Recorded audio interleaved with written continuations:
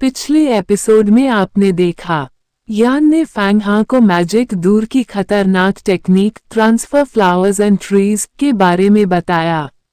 इससे black water king snake की पूरी माना करीब 1500 हॉर्सेस फैंग हाँ के शरीर में ट्रांसफर हो सकती थी, जिससे उसकी ताकत 600 से सीधे 2000 हॉर्सेस तक पहुंच जाती। लेकिन अगर माना ने माना नहीं तो शरीर फट जाता। फैंग हाँ ने जोखिम उठाने का फैसला किया। अब आगे फैंग हाँ को ये टेक्निक सुनकर थोड़ा संदेह हुआ। उसने यान से पूछा, अगर ये हो सकता है तो मैं हर दुश्मन की माना अपने अंदर लेता जाऊं, कुछ और मास्टर्स मारूं तो मैं इनविंसिबल बन जाऊंगा। यान की आवाज सख्त हुई। ये उतना आसान नहीं जितना लगता है। ये टेक्निक सिर्फ फाउंडेशन बनाने के लिए है। जितना ऊपर जाओगे उतना मुश्किल। अगर ये ब्लैक वाटर किंग स्नेक इन्फ्यूरिएटिंग तक पहुंच गया होता तो ट्रांसफर इम्पॉसिबल था। तब अलग अलग माना एक साथ आते और तू 100% मरता। और जो लोग मिस्टीरियस सीक्रेट के ऊपर के लेवल्स में हैं, उनकी माना में इतनी गहरी छाप होती है कि ट्रांसफर नामुमकिन है। ये टेक्निक सिर्फ जल्दी ताकत बढ़ाने का एक जोखिम भरा तरीका है। कुछ लोग इसे अपनी जान की बाजी लगाकर आजमाते हैं। बाकी लोग धीरे धीरे सालों की तपस्या से आगे बढ़ते हैं। फैंग हाँ समझ गया। हुआ टियन के पास रिसोर्सेस थे, उसकी कैपिटल मोटी थी। वो एक दिन में उतनी दवा बना लेता था जितनी फैंग हाँ को सालों में नहीं मिलती। बिना जोखिम के उसे पीछे छोड़ना नामुमकिन था। यान बोला, तैयार है। फैंग हाँ ने सिर हिलाया, लेकिन उसने एक काम और किया। उसने लॉन्ग हाओ और विच की तरफ देखा और कहा, मैं अब एक छोटी सी प्रैक्टिस कर रहा हूँ। तुम दोनों प्रोटेक्शन करो, कोई बाहर से ना आने पाए। लॉन्ग हाउ ने कोल्ड जेड स्वॉर्ड निकाला, पानी की लहर में बदल कर चारों तरफ फैला दिया, एक छुपी हुई दीवार बना दी। विच भी सतर्क हो गई। फैंग हाँ ने आंखें बंद कर लीं, लेकिन उसने प्रैक्टिस शुरू नहीं की। वो सिर्फ दिखावा कर रहा था।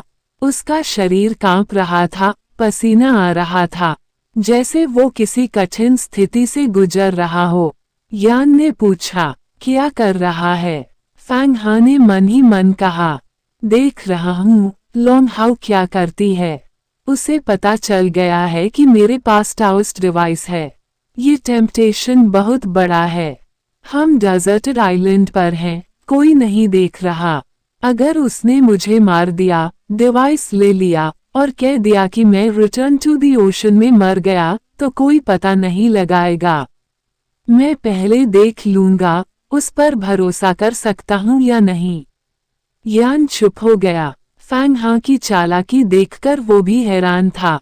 काफी देर तक फैंग हाँ दिखावा करता रहा। लॉन्ग हाउ हिली नहीं, वो सिर्फ प्रोटेक्शन कर रही थी। विच पर नजर रखे हुए थी। उसने कोई हरकत नहीं की। फैंग हाँ को थोड़ा भरोसा आया। अब उसने असली प्रैक्टिस शुरू की। यान ने टेक्निक शुरू की। उसकी इन्फ्यूरिएटिंग 2 हिस्सों में बंटी। एक फैंग हाँ के शरीर में घुसी, दूसरी ब्लैक वाटर किंग स्नेक के शरीर में। यान एक धुरी की तरह था, दोनों को जोड़ रहा था। गड़गड़ाहट हुई। फैंग हाँ के दिमाग में जोरदार धमाका हुआ। ब्लैक वाटर किंग स्नेक की माना उसके शरीर में आ रही थी, और जैसे ही वो उसकी अपनी इन्फ्यूरिएटिंग से टकराई, आग लग गई। बारूद में आग लग गई हो ऐसा था। फटाक से धमाका हुआ। फैंग हाँ के सातों छिद्रों से खून निकल आया। उसका शरीर फूलने लगा, मानो वो फट जाएगा। हर धमाके के साथ उसके मुंह से खून की धार निकल रही थी। लॉन्ग हाउ घबरा गई। ये क्या हो रहा है? उसने कभी ऐसी प्रैक्टिस नहीं देखी थी। वो सोच रही थी अगर फैंग हाँ मर गया तो उस पर भी शक होगा। सच में मरा तो युवा गेट पूछताछ करेगा। और उसने फैंग हाँ से यिन यांग लॉन्जेविटी पिल ली थी, उसका एहसान भी था। वो तनाव में आ गई, लेकिन उसने कोई हरकत नहीं की। फैंग हाँ के अंदर जंग चल रही थी। दो अलग अलग माना एक दूसरे से टकरा रही थीं। चेन रिएक्शन चल रहा था, एक धमाका दूसरे को जन्म दे रहा था। लेकिन फैंग हाँ ने सारा दर्द भुला दिया। उसने अपने दिमाग को एक दरवाजे की तरह बना लिया, जो हर आती माना को अंदर ले रहा था। समंदर जैसा बन गया, नदियां उसमें समा रही थीं। धीरे धीरे वो धमाके शांत होने लगे। अलग अलग माना टूट रही थी, पिघल रही थी, उसकी अपनी इन्फ्यूरिएटिंग में मिल रही थी। कोई टकराव नहीं, सिर्फ एकता। फैंग हाँ का शरीर फूला हुआ था, गुब्बारे की तरह हवा में उड़ रहा था। लॉन्ग हाओ और विच देख रही थीं, हैरान परेशान। अचानक एक आखिरी धमाका हुआ। फैंग हाँ के मुंह से खून की एक और धार निकली और फिर उसका शरीर सामान्य हो गया। उसने आंखें खोलीं। उसकी आंखों में रोशनी थी जैसी कभी नहीं देखी। उसने मुंह से हवा निकाली। तूफान उठ गया। डेजर्टेड आइलैंड पर पड़े बड़े बड़े पत्थर उड़ गए, हवा में घूमते हुए आसमान में चले गए। लॉन्ग हाउ चौंक गई। ये कितनी ताकत है! कम से कम 2000 हॉर्सेस। विच को यकीन नहीं हो रहा था। ये हो कैसे सकता है? एकदम से इतनी माना। फैंग हाँ खड़ा हुआ। उसकी इन्फ्यूरिएटिंग अब पहले से 3 गुना ज्यादा थी। ब्लैक वाटर किंग स्नेक की सारी माना अब उसके अंदर थी। वो अब भी दूसरी डायमेंशन में था, लेकिन उसकी माना तीसरी डायमेंशन के मास्टर्स से भी ज्यादा। यान ने मुस्कुराकर पूछा, कैसा लगा? दूसरी बार ट्राई करेगा? फैंग हाँ ने सांस भरी। मुझे लगा मैं फट गया, हड्डियां तक बिखर गईं। ये जोखिम एक बार काफी है। वो समझ गया था दूसरी बार ये किस्मत नहीं मिलेगी। अलग अलग माना का टकराव इतना खतरनाक था कि कॉन्शियसनेस तक टुकड़े टुकड़े हो गई थी।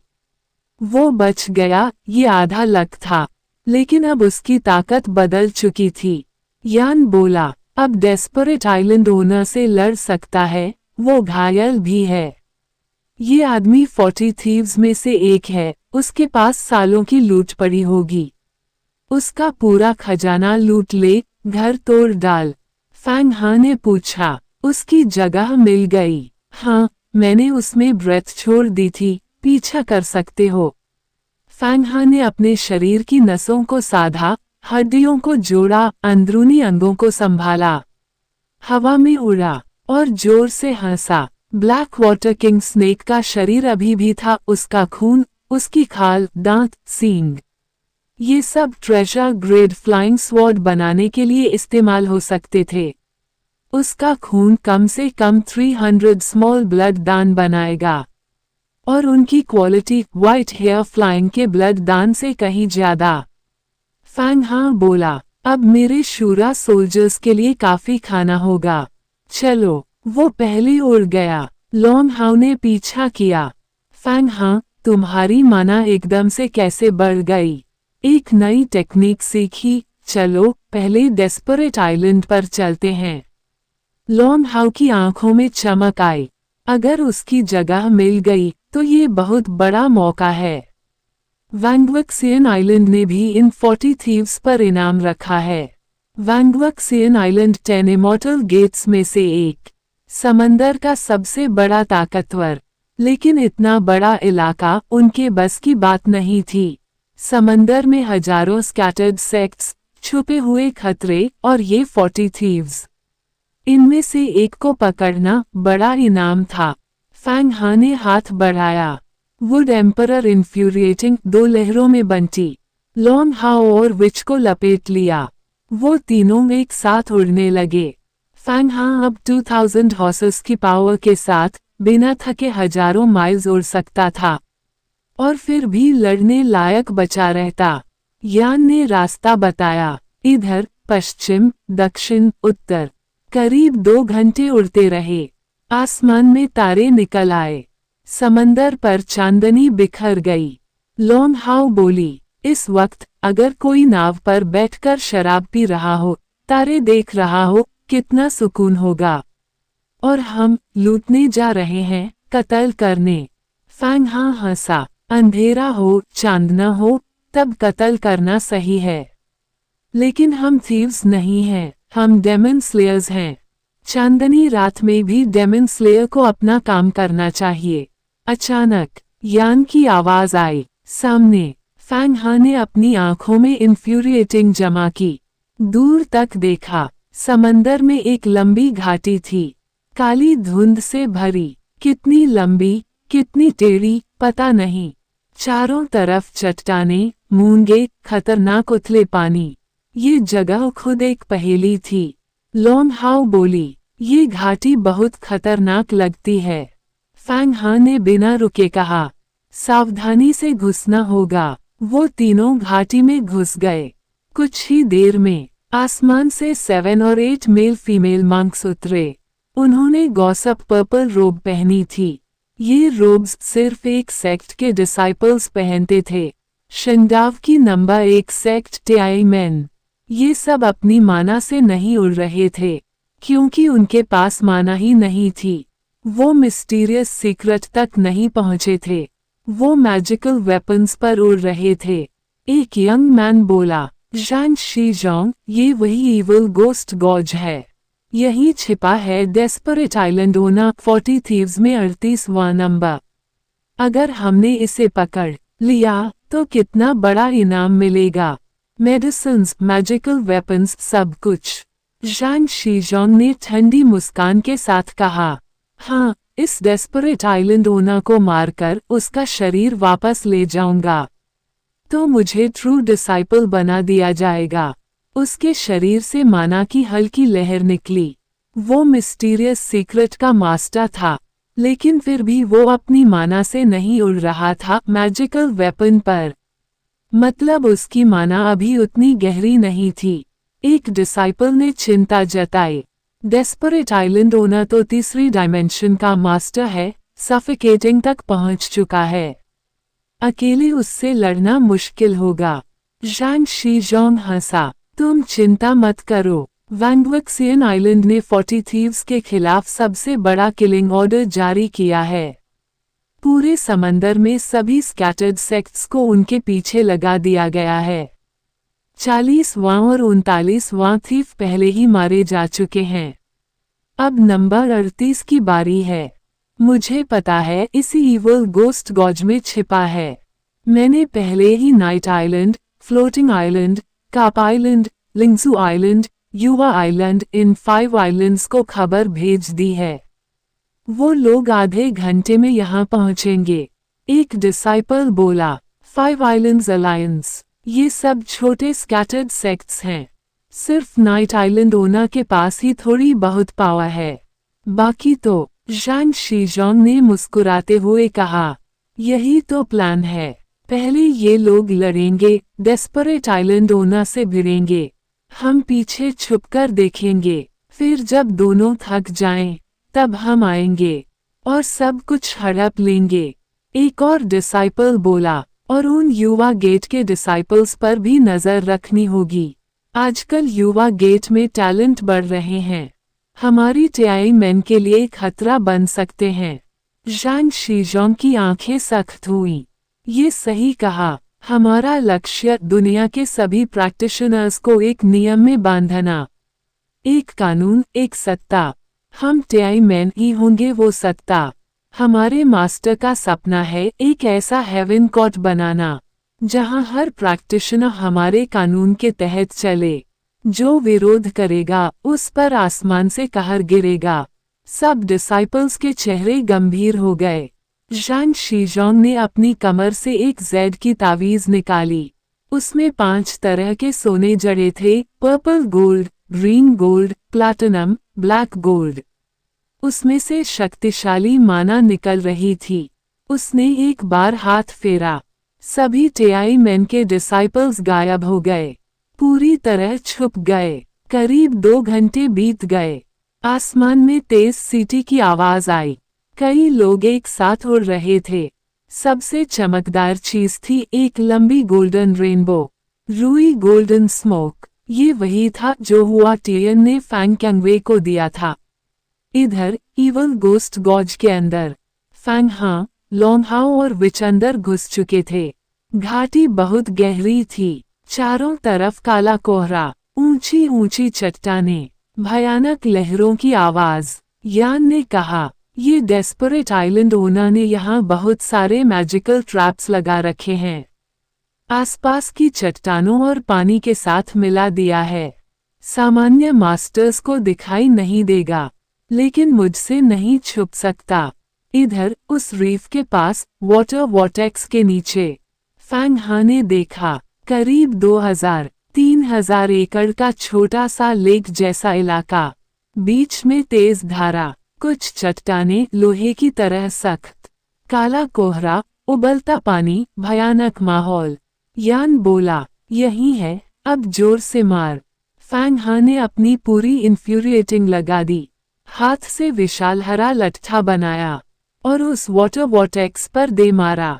जोरदार धमाका हुआ, लट्ठा किसी अदृश्य दीवार से टकराया।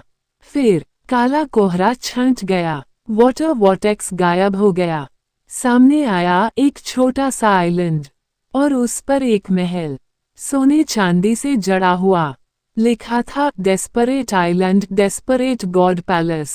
डेस्परेट गॉड पैलेस अगर दुनिया में होता तो किसी बड़े अफसर का महल जैसा, लेकिन शंडाव सेक्ट्स के सामने ये छोटा था।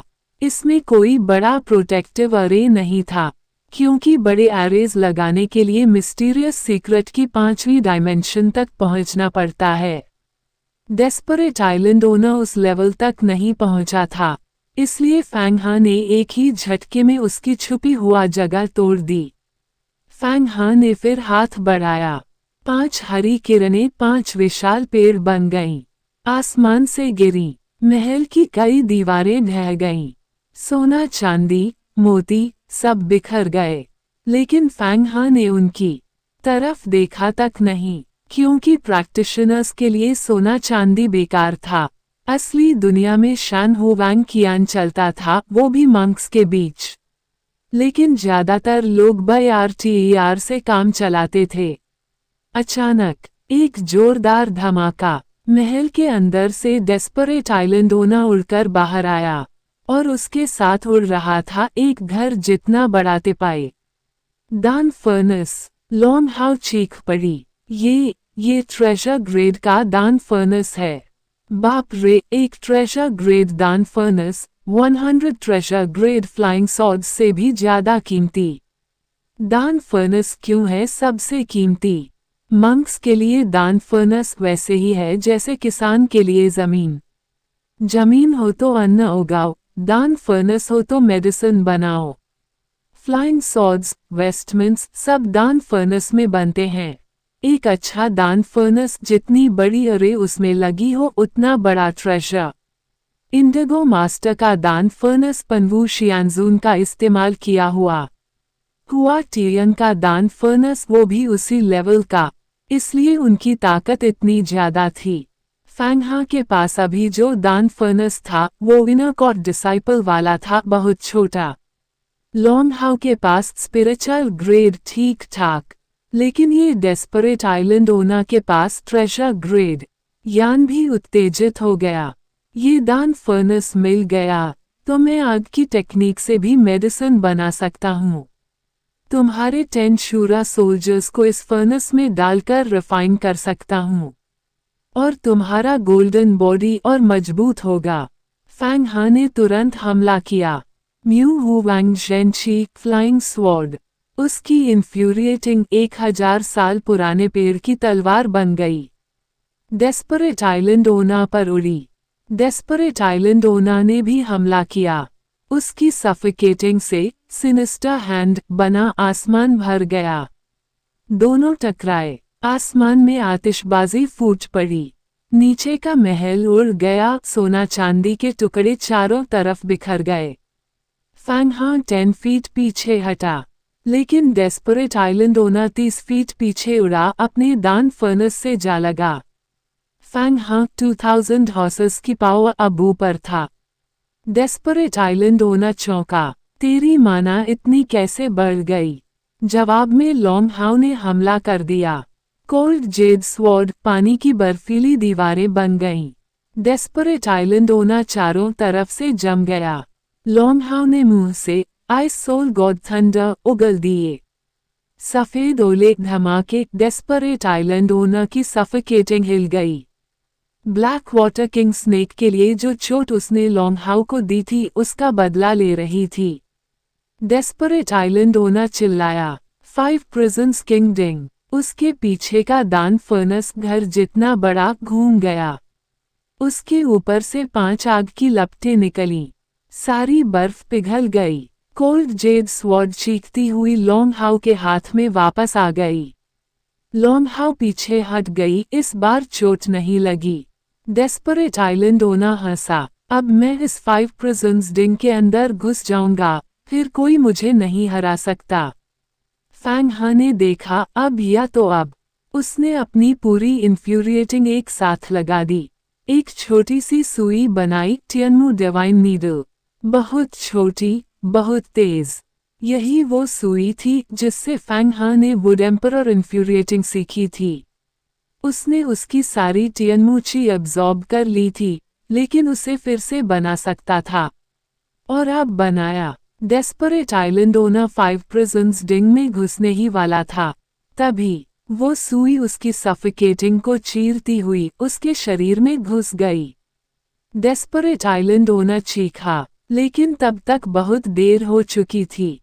सुई ने अंदर जाकर आकार बदला, विशाल पेड़ बन गया। डेस्परेट आइलैंड ओनर का शरीर अंदर से फट गया। हाथ पैर उड़ गए। खून की बारिश हो गई। उसकी सफोकेटिंग नियंत्रण खोकर आसमान में फूट पड़ी।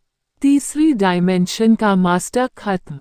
लॉन्ग हाउ ने तुरंत उसका सिर ठंडा करके बर्फ में जमा दिया। वैंगवक्सियन आइलैंड पर इनाम लेने के लिए फैंग हा ने अपनी इन्फ्यूरिएटिंग फैलाई, 5 प्रिजन्स डिंग को पकड़ने के लिए। तभी घाटी में से अचानक 50 और 60 मंक्स उड़कर आए। किसी ने हमसे पहले मार डाला। दान फर्नेस छोड़ो। ढेर सारी फ्लाइंग सॉर्ड्स, मैजिकल वेपन्स, माना के हाथ, रस्सियां, सब 5 प्रिजन्स डिंग पर आ गिरे। फैंग हा लगभग गाली दे ही बैठा। कहाँ से आ गए ये सब? इतनी भीड़ में सबसे ताकतवर हमला था एक सुनहरी लंबी इंद्रधनुष। रूई गोल्डन स्मोक 300, 400 हॉर्सेस की ताकत। वो सीधे 5 प्रिजन्स डिंग पर लिपट गई और उसे खींचने लगी। फैंग हा ने अपनी पूरी ताकत लगा दी। वुड एम्परर इन्फ्यूरिएटिंग 1000 से ज्यादा हॉर्सेस की पावर से फैल गई। सारे हमलों को एक बड़े दलदल की तरह अपने अंदर समा लिया। फिर दूसरे हाथ से एक विशाल हाथ बनाकर 5 प्रिजन्स डिंग को पकड़ लिया। एक झटके में रूई गोल्डन स्मोक को तोड़ दिया। दान फर्नेस उसके पास आ गया। फैंग हा ने उस सुनहरी रोशनी के मालिक की तरफ देखा। एक लड़की, हाथ में गॉड, आंखों में गुस्सा। फैंग केंगवे। अब आगे फैंग केंगवे का समंदर में आना फैंग हा के लिए हैरानी थी। वो तो हमेशा एक छोटी मछली लगती थी, लेकिन अब उसकी ताकत बहुत बढ़ गई थी। अभी मिस्टीरियस सीक्रेट में नहीं पहुंची थी, लेकिन उसका शरीर जिन लो लेवल तक मजबूत हो चुका था। शूरा से लड़ सकती थी। अगला धक्का और लगा तो मिस्टीरियस सीक्रेट में पहुंच जाती। फैंग हा समझ गया, किसी ने उसे सिखाया है, किसी बड़े ने। और फिर उसने उस गॉड को देखा। वो उसका 7 गॉड्स था, लेकिन बदला हुआ। पहले उसमें सीरियस स्मोक था, 40 हॉर्सेस की ताकत। अब रूई गोल्डन स्मोक था, 400 हॉर्सेस की ताकत। फैंग हा के दिमाग में बिजली कौंधी। हुआ तियान, उसने फैंग केंगवे को बुलाया था। उसने मेरा 7 गॉड्स लिया, फिर से बनाया और फैंग केंगवे को दे दिया। अब फैंग किंगजू जब बाहर आएगी तो क्या करेगी? उसकी अपनी बहन के हाथ में मेरा गॉड है जो उसने मुझे दिया था। अगर मैं फैंग किंगवे से लड़ूंगा तो फैंग किंगजू बीच में फंस जाएगी। हुआ तियान की चाल बहुत ऊंची है। फैंग हा के मन में गुस्सा आया। वो चाहता था कि फैंग किंगवे को वहीं मिटा दे, लेकिन नहीं कर सकता था। पहला फैंग किंगजू का साया था, दूसरा वो युवा गेट में अभी भी फैंग किंगजू के सहारे खड़ा था, तीसरा उसके सामने अभी बड़ी समस्या थी 5 प्रिजन्स डिंग। इतना बड़ा दान फर्नस हुवांगक्वान फिगर के अंदर नहीं डाल सकता था। बाहर दिख रहा था, सबको दिख रहा था, और सब उसे लेना चाहते थे। फैंग हा ने वुड एम्परर इन्फ्यूरिएटिंग फैला दी, चारों तरफ दलदल सा बना दिया।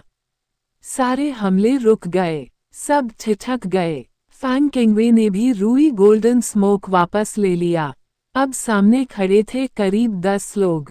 फैंग किंगवे, ये नानशन जिसे फैंग हा ने शनहे लिस्ट कॉम्पिटिशन में हराकर उसकी मार्शल आर्ट्स तोड़ दी थी, फिर नान वॉनलो ने उसे बचाया था। युआन जियांगकोंग जिसकी सिल्वर स्नेक स्वॉर्ड फैंग हा ने तोड़ दी थी। नाइट आइलैंड ओना जिसे फैंग हा ने भी हराया था, उसके साथ उसका बेटा भी था। और एक युवा गेट का ट्रू डिसाइपल कैंगबाजी।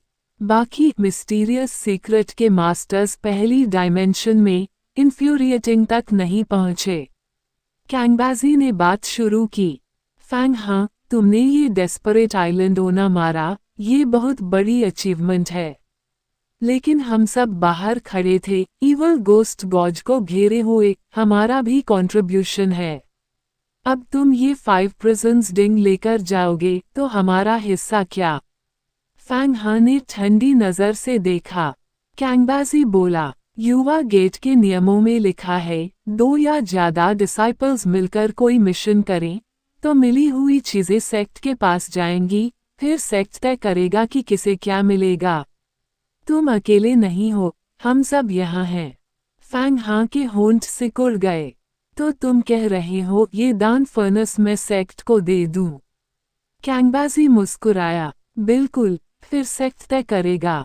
अब अगला सीन होगा। कैंगबाजी, युवा गेट का ट्रू डिसाइपल, अब 5 प्रिजन्स डिंग पर दावा ठोक रहा है। उसके साथ हैं फैंग किंगवे, ये नानशन, युआन जियांगकोंग, नाइट आइलैंड ओना और उसका बेटा। और पीछे खड़े हैं टियाई मैन के डिसाइपल्स, पूरी तरह छुपे हुए, सब देख रहे हैं। फैंग हा के पास है 2000 हॉर्सेस की पावर और 5 प्रिजन्स डिंग। लॉन्ग हाओ और विच भी हैं।